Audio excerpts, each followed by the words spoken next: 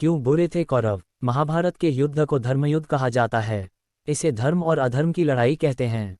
इस युद्ध में पांडवों को अच्छा और कौरवों को बुरा माना गया है। परंतु इसका कारण क्या है कि कौरवों को बुरा कहा जाता है?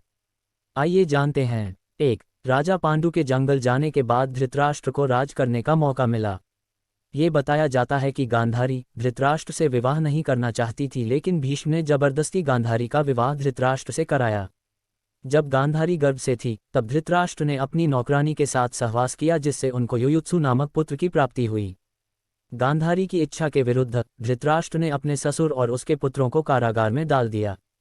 मृत्यु से पहले गांधारी के पिता ने धृतराष्ट्र से शकुनी को छोड़ने की विनती की थी। तब जाकर धृतराष्ट्र ने शकुनी को छोड़ा था।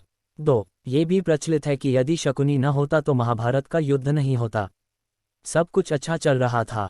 कौरवों और पांडवों में किसी प्रकार का मतभेद नहीं था, लेकिन शकुनी ने दोनों के बीच मनमुटाव पैदा कर दिया।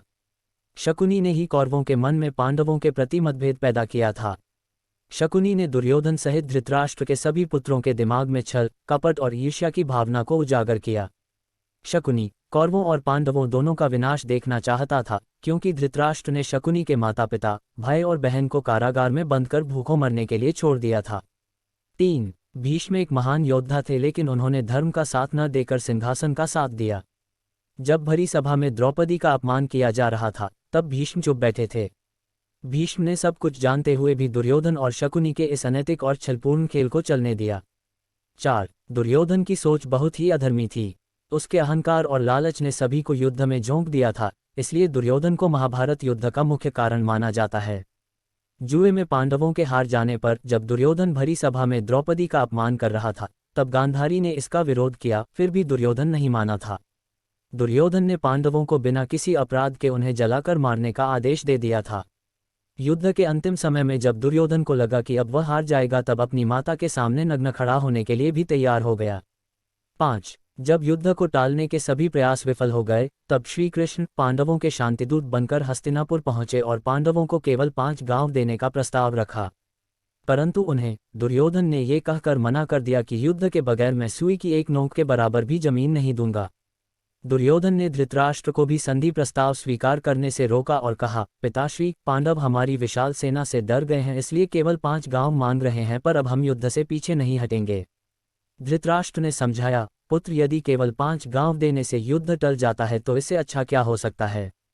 इसलिए अपना हट छोड़कर पांडवों से संधि कर लो ताकि ये युद्ध टल जाए। ये सुनकर दुर्योधन गुस्से में बोला, पिताजी, मैं एक तिनके के बराबर भूमि भी पांडवों को नहीं दूंगा और अब इसका फैसला रणभूमि में ही होगा। अंत समय में दुर्योधन ने मरते वक्त अपनी हार का कारण श्री कृष्ण को बताया। दुर्योधन बोला, उसने युद्ध के दौरान 3 गलतियां की हैं और इन्हीं गलतियों के कारण वह युद्ध जीत नहीं सका। पहली गलती ये कि उसने स्वयं नारायण के स्थान पर उनकी सेना को चुना। दूसरी गलती ये कि अपनी माता के मना करने पर भी वह उनके सामने पेड़ के पत्तों से बना लंगोट पहन कर गया।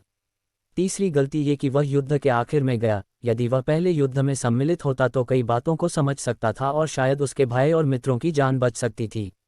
दुर्योधन की बातें सुनकर श्री कृष्ण ने दुर्योधन को समझाया, हार का मुख्य कारण तुम्हारा अधर्मी व्यवहार और अपनी ही कुलवधू का चीरहरण करवाना था।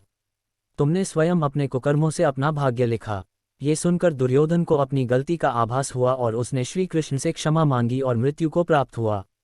दोस्तों, ऐसी और अच्छी कहानियों के लिए चैनल को लाइक और सब्सक्राइब करें।